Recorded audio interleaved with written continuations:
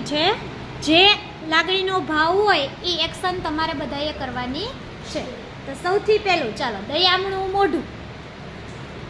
દયામણું મોઢું.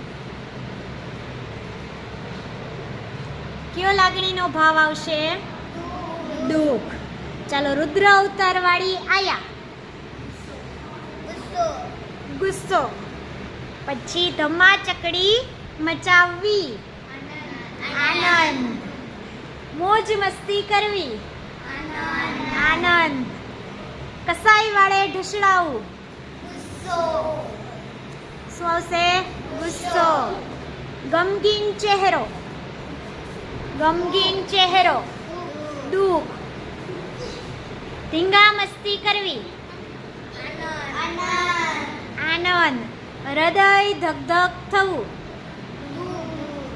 દુઃખ. અને મોટેથી બરાડવું.